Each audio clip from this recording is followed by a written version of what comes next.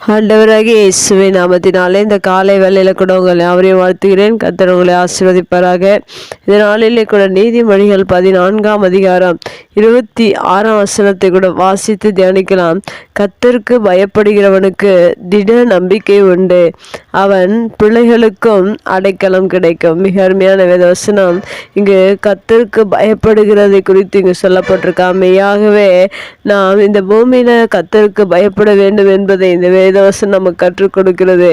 பயப்படுகிற பிள்ளைகளுக்கு எப்படிப்பட்ட ஆசீர்வாதத்தை தேவன் கொடுக்கிறார் என்றும் இந்த வசனத்தில் கொடுக்கப்பட்டிருக்கு. முதலாவதாக பயப்படுகிறவர்களுக்கு திட நம்பிக்கை உண்டு என்று சொல்லப்பட்டிருக்கு. இன்றைக்கு திட நம்பிக்கை இல்லாத உள்ளம் அநேகருக்கு இருக்கிறது.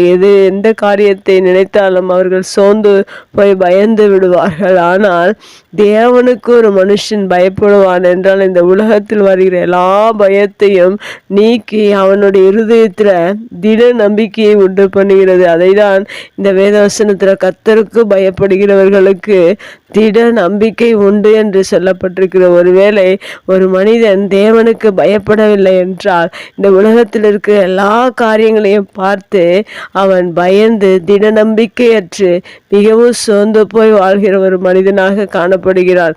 ஆனால் ஒரு மனிதன் கர்த்தருக்கு பயப்படும் போது அவருடைய இருதயத்தை தேவன் திடப்படுத்துகிறவராக இருக்கிறார்.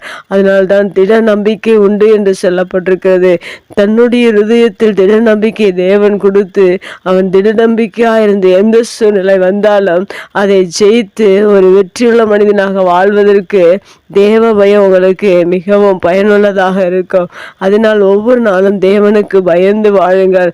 மெய்யாகவே உங்களுக்கு திட நம்பிக்கை உண்டு என்று சொல்லப்பட்டிருக்கிற வசனத்தின் பிரகாரம் உங்களுடைய வாழ்க்கையில் ஒவ்வொரு நாளும் திட நம்பிக்கை தேவன் கொடுக்கிறவராக இருக்கிறார். உங்களுக்கு மாத்திரம் திட நம்பிக்கை என்ற ஆசீர்வாதம் அல்ல, உங்களுடைய பிள்ளைகளுக்கும் தேவன் அடைக்கலத்தை பாதுகாப்பை கொடுக்கிறவராக இருக்கிறார். என்று அநேகருடைய பிள்ளைகளுக்கு அடைக்கலம் பாதுகாப்பு இல்லாதபடிக்கு இந்த பூமியில வருத்தப்பட்டு வாழ்ந்து கொண்டிருக்கிற அநேக தகப்பன்மார்கள் உண்டு. ஆனால் ஒரு மனிதன் தேவனுக்கு பயப்படுவான் என்றால் அவனுடைய பிள்ளைகளுக்கும் தேவன் அடைக்கலத்தை கொடுக்கிறார். ஏனென்றால் வசனம் சொல்லுகிறது, அவன் பிள்ளைகளுக்கும் அடைக்கலம் கிடைக்கும் என்று சொல்லப்படுகிறது. ஒரு மனிதன் கர்த்தருக்கு பயப்படும் போது தேவன் அவனுடைய பிள்ளைகளை பாதுகாக்கிறவராக இருக்கிறார். ஏனென்றால் தேவனுக்கு பயப்படுகிற சந்ததியை தேவன் நேசிக்கிறவராக இருக்கிறார்.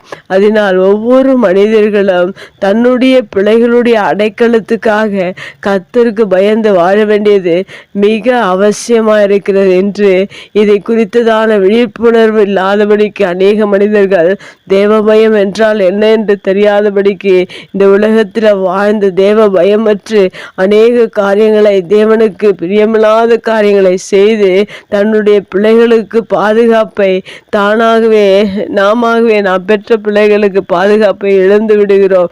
ஆனால் ஒரு மனிதன் தேவனுக்கு பயந்து வாழ்வான் என்றால் தன்னுடைய பிள்ளைகளுக்கு அடைக்கலத்தை நம்மால் கொடுக்க முடியும். அடைக்கலம் உண்டு என்று சொல்லப்பட்டிருக்கிறது.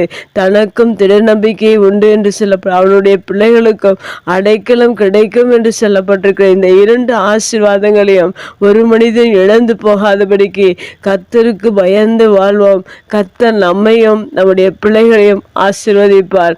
கண்களை முடிச்சு வைக்கலாம். எங்கள் அன்பு தகப்பனே, இந்த அருமையான வார்த்தைக்காக நன்றி செலுத்துகிறோம். உமக்கு பயப்படும் போது திட நம்பிக்கையை நீர் எங்களுக்கு கொடுக்கிறபடினால் நன்றி செலுத்துகிறோம். எங்களுக்கு திட நம்பிக்கையை கொடுத்து எங்களுடைய பிள்ளைகளுக்கு அடைக்கலத்தை கொடுத்து நீர் ஆசீர்வதிக்கிற உம்முடைய ஆசீர்வாதம் இந்த புதிய நாளிலே எங்களுக்கும் எங்கள் பிள்ளைகளுக்கும் நீர் கிடைக்க பண்ணுகிறதற்காக நன்றி செலுத்துகிறோம்.